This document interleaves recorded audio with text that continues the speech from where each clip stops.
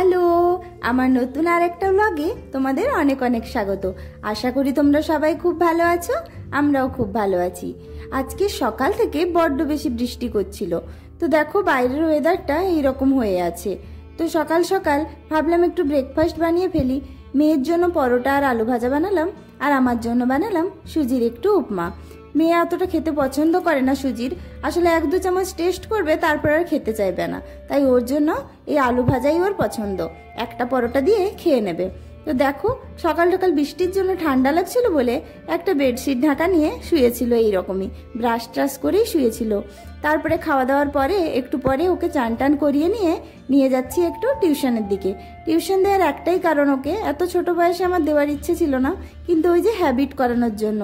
Okay next year admission করাবো তো স্কুলে, তাই জন্য। আসলে এই অক্টোবর থেকেই ওদের ফর্ম বেরিয়ে যাবে, তো তার আগেই ভাবলাম একটু কোথাও গিয়ে 2 ঘন্টা বসার মতন হ্যাবিটটা ওকে করিয়ে ফেলি। মোটামুটি হ্যাবিটটা ওর হয়ে গিয়েছে। এবার চলো আমরা একটু টিউশনের দিকে যাই।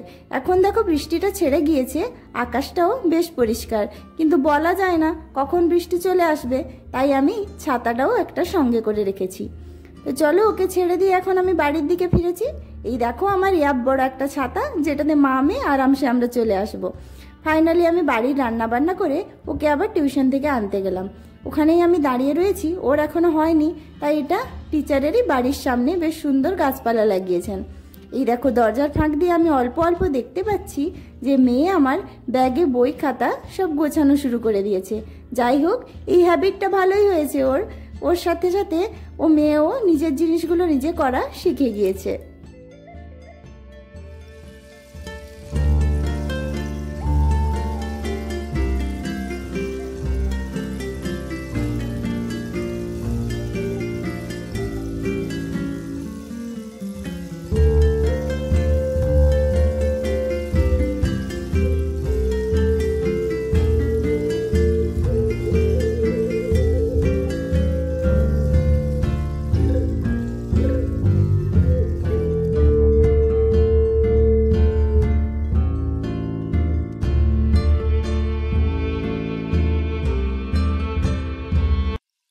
রাস্তা দিয়ে আসার সময় হঠাৎ করে চোখে পড়লো একটা পেঁপে গাছের দিকে। বেশ সুন্দর ছোট ছোট পেঁপে হয়েছে। তো চলো এখন আর পেঁপের দিকে মন দিয়ে কাজ নেই, মেয়েকে নিয়ে যাই, দিয়ে ওকে দুপুরের লাঞ্চটা করিয়ে ফেলতে হবে। ও বাবা, এসে দেখি ও আগে বই খাতা খুলে আমাকেই দেখাচ্ছে যে কি কি পড়াশোনা হলো। বেশ ভালো গুড গার্ল হয়ে গিয়েছে আজকে। তো চলো খাওয়া দাওয়া শেষ হয়ে গিয়েছে, এখন ও কিছুতেই ঘুমোবে না। ওর ইচ্ছে করলো আজকে একটু সাজুগুজু করতে। তো চলো ওকে আমি সাজুগুজু করিয়ে দিই। আমারও পুতুল খেলার বয়স পেরিয়ে গেছে, তো আমার এই জ্যান্ত পুতুলটা নিয়ে আবার আমার ছোটবেলাটা একটু ঝালিয়ে নিই। তো মেয়েকে একটু নর্মাল কিছু ক্রিম ট্রিম এমনিতেই লাগাতে চাই না, অল্প একটু পাউডার দিয়ে চোখে যখনই এই আইব্রো পেন্সিলটা লাগালাম ও বেশ মজা পাচ্ছিল। তো চলো ঝটপট করে ওকে আমারই একটা শাড়ি আর ওরই একটা ছোট শাড়ির ব্লাউজ দিয়ে একটু বউ বউ সাজিয়ে ফেলি।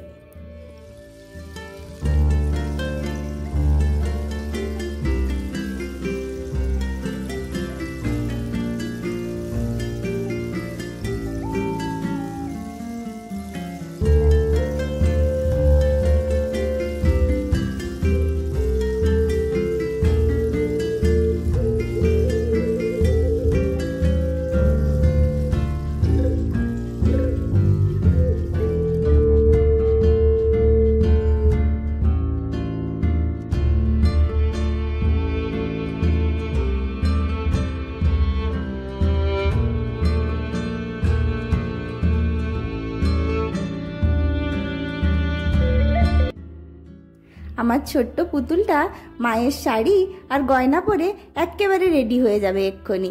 ওর চুড়িগুলো পরিয়ে দিয়েছি, এখন হারগুলো পরাতে গিয়ে দেখছি ওর মাথার ঘোমটাটার উপরে আর এগুলো করা যাবে না, তাই ঘোমটাটা চলো আর একবার খুলতে হবে। কোনো রকমে যা কষ্টে শাড়িটা পরিয়েছিলাম, এইটুকু পুচকুটাকে আবার এত বড় শাড়ি পরানো খুব চাপের বিষয়। যারা মেকআপ টেকআপে এক্সপার্ট আছে ওদের অবশ্য সহজ লাগবে, আমি আবার এসব কিছু এতটা পারি না, তাই যতটা পারা গেল ততটাই দিয়ে কাজ চালানো যাক। আর পেছন দিকে ব্যাকগ্রাউন্ডের যে জামা কাপড়গুলো দেখছো ওগুলো ইগনোর করো, বৃষ্টির জন্য বাড়ির মধ্যে ফ্যানের হাওয়ায় শুকানো ছাড়া আর কোনো উপায় নেই, তাই ঘরটা দেখতে এই রকমই অগোছালো লাগে বর্ষার দিনে। তো চলো আমরা এখন একটু সাজুগুজুর দিকে মন দিই। আমাদের জুয়েলারি পরা হয়ে গেছে, একটা মাংটিকাও না আমার ছিল, কিন্তু এখন খুঁজে পাচ্ছি না। তাই কি করা যাবে, কানের দুল দিয়ে চলো একটু মাংটিকা বানিয়ে ফেলা যাক। মেয়েকে যেমন খুশি সাজানোর একটা সুযোগ পেয়েছি যে আজকে।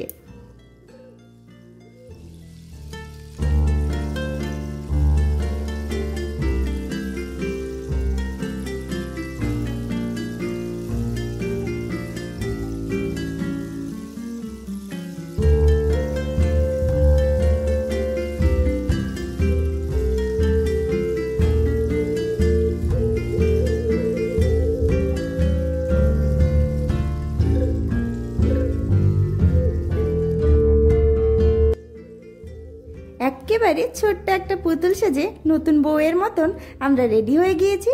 চলো মাম্মাম একটু ফটোশ্যুট করে নেবে, তারপরে এই বড় শাড়িটা খুলে ফেলবো। যদিও ওই শাড়িটা খুবই হালকা, তাই পরতে ওর খুব একটা অসুবিধে হয়নি। আর যেহেতু বাইরে বৃষ্টি পড়ছিল, তার জন্য ওকে খুব একটা গরমও আজকে ফিল হয়নি। তো চলো একটু ডান্স করে নিয়ে গোল গোল করে ঘুরলো একটু, তারপরে একটু পোজ দিয়ে করেই আমার মেয়ে বেশ সুন্দর মজা করছিল। আজকের মতন ব্লগটা এখানেই শেষ করছি। নেক্সট ব্লগে আবার দেখা হবে। আর ভালো লাগে থাকলে চ্যানেলটা অবশ্যই সাবস্ক্রাইব করে দিও। ব্লগগুলো খুব তাড়াতাড়ি তোমাদের কাছে পৌঁছে যাবে। টাটা।